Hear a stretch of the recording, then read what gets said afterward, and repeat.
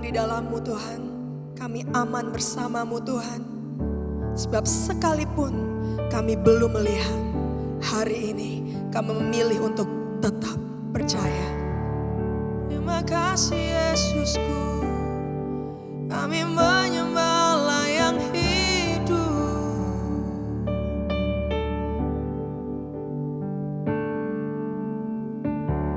Ku menyembah Raja mulia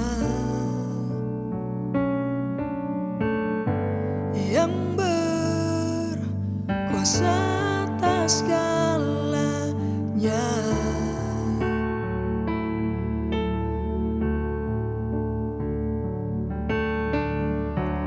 Ku menyembah Yesus kuatku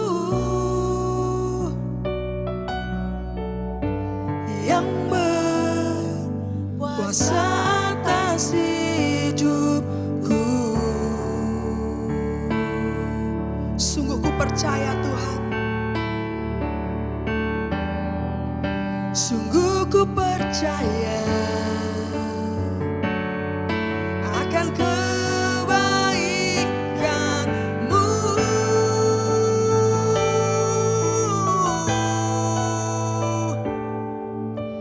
Aku tenang, aku menang, sebab Kau yang berperang bagiku.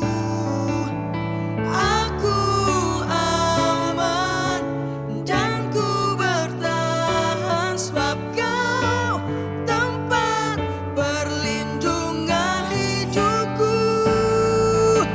Aku tenang, aku menang, sebab Kau yang berperang bagiku. Aku aman dan ku bertahan, sebab Kau tempat perlindungan di hidupku. Sekalipun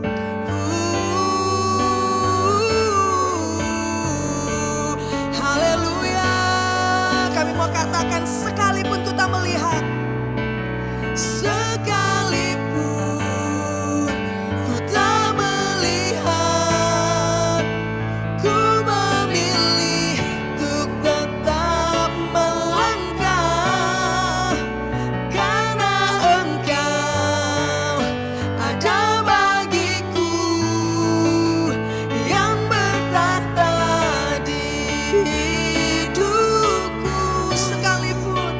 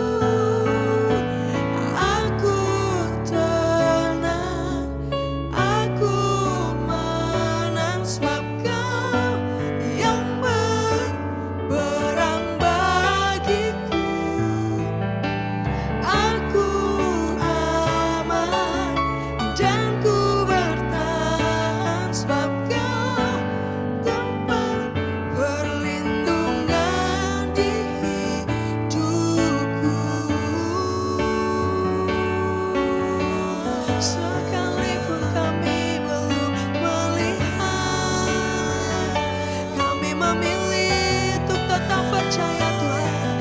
Kami memilih untuk tetap melangkah. Asal Kau bersama dengan kami, asal Kau beserta dengan kami Tuhan. Kami aman, kami tenang, kami bertahan.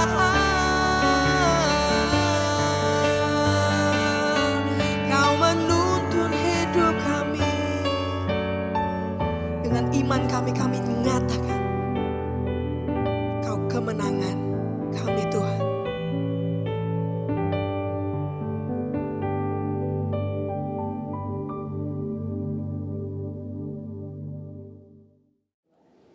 Shalom jemaat yang dikasihi Tuhan, luar biasa perkenanan Tuhan terjadi atas kita. Hari ini kembali firman yang akan diberitakan kepada kita.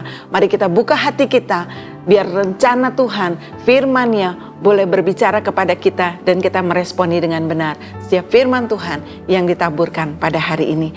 Kita sama-sama akan menyelidiki dari Imamat yang pasal yang ke-7. Bapak Ibu Saudara sekalian, Imamat adalah kitab yang tentang para imam, kaum Lewi tentunya ya. Dan kitab ini menggambarkan tentang karya pengorbanan Yesus Kristus dan menekankan betapa pentingnya sebuah hidup yang dikhususkan dan penuh dengan ketaatan.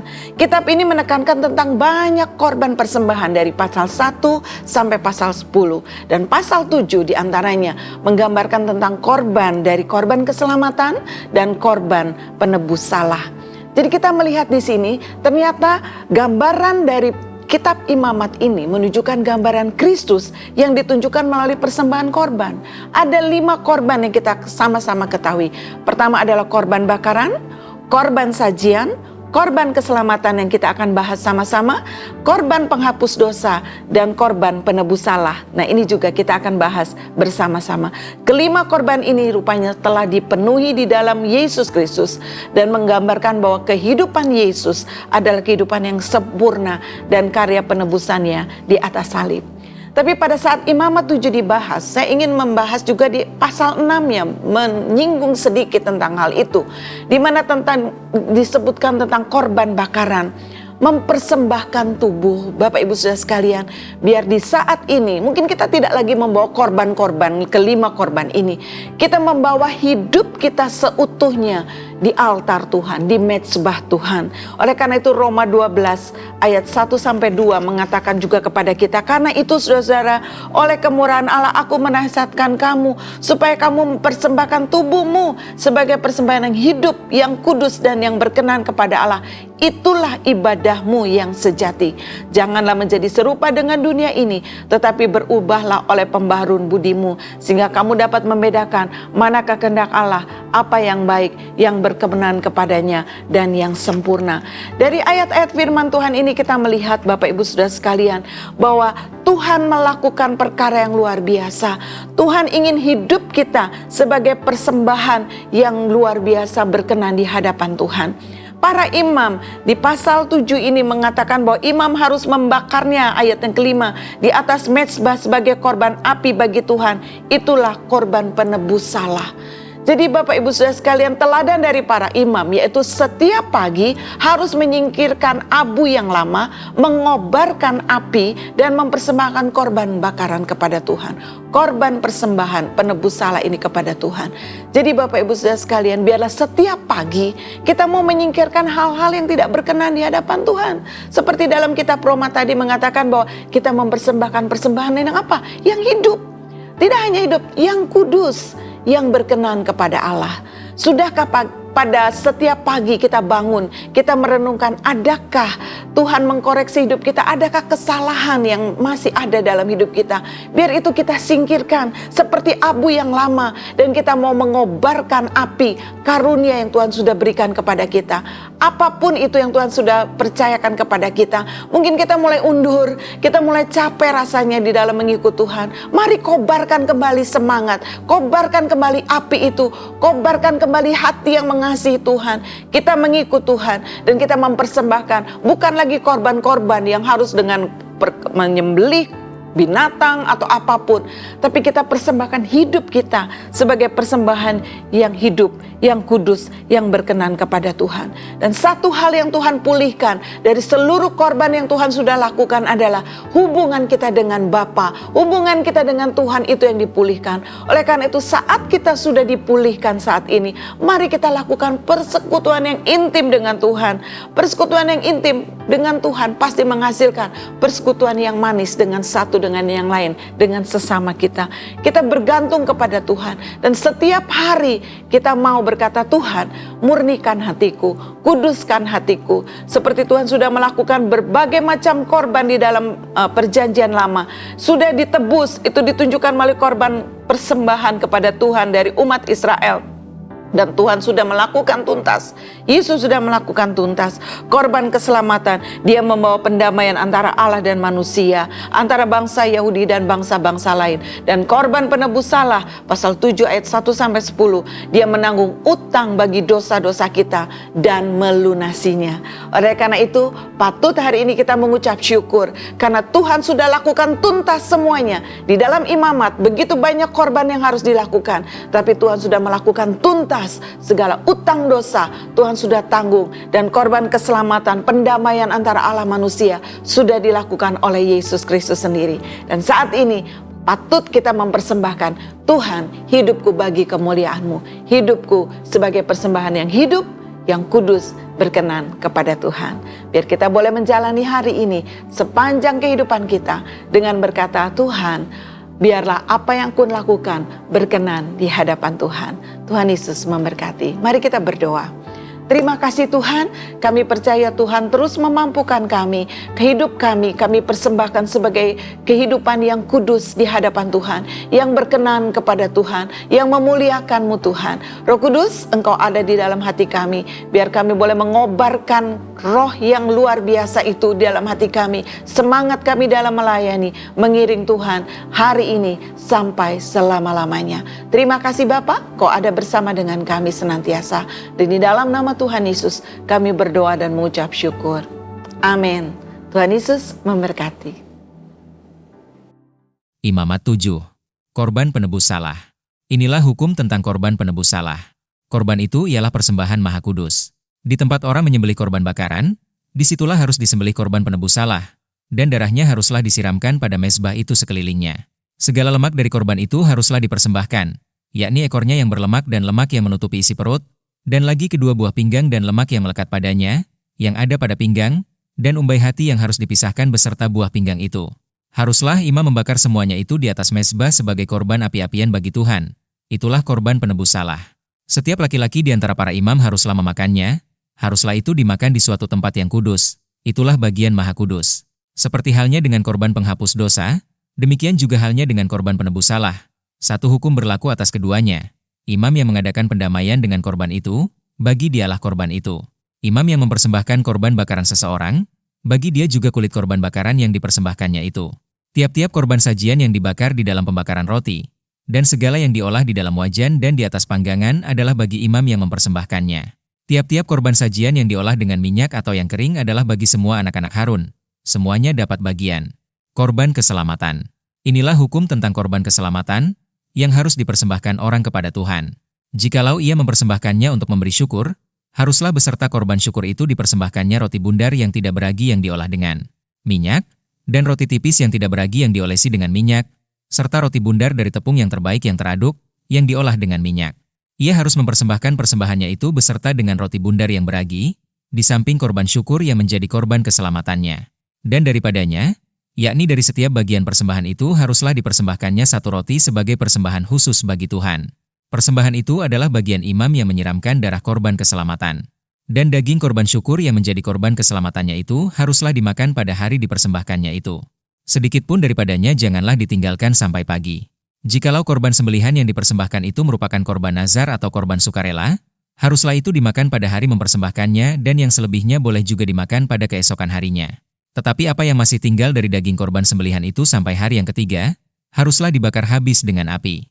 Karena jikalau pada hari yang ketiga masih dimakan dari daging korban keselamatan itu, maka Tuhan tidak berkenan akan orang yang mempersembahkannya dan korban itu dianggap batal baginya, bahkan menjadi sesuatu yang jijik, dan orang yang memakannya harus menanggung kesalahannya sendiri. Bila daging itu kena kepada sesuatu yang najis, janganlah dimakan, tetapi haruslah dibakar habis dengan api. Tiap-tiap orang yang tahir boleh memakan dari daging korban itu.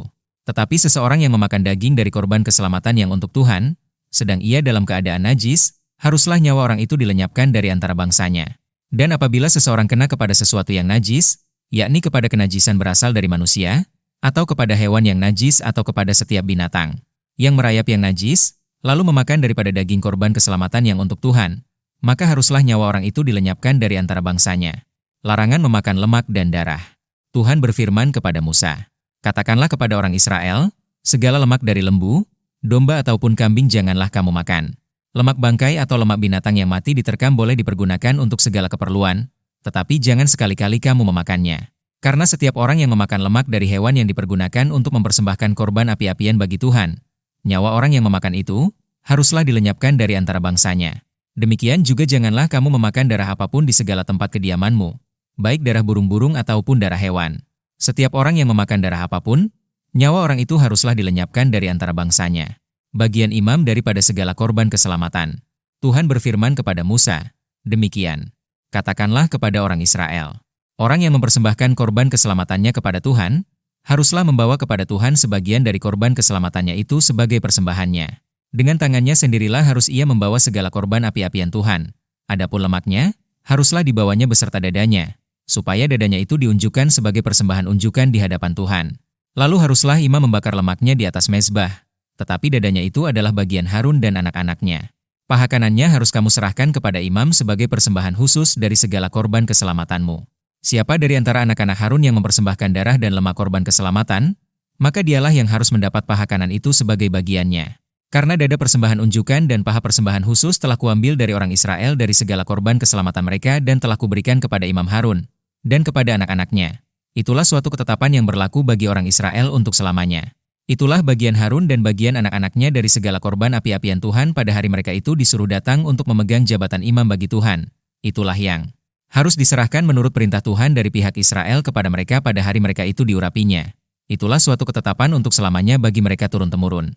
Itulah hukum tentang korban bakaran, korban sajian, korban penghapus dosa, korban penebus salah, persembahan pentahbisan dan korban keselamatan, yang diperintahkan Tuhan kepada Musa di atas Gunung Sinai pada hari Tuhan memerintahkan kepada orang Israel mempersembahkan persembahan mereka kepada Tuhan di padang gurun Sinai.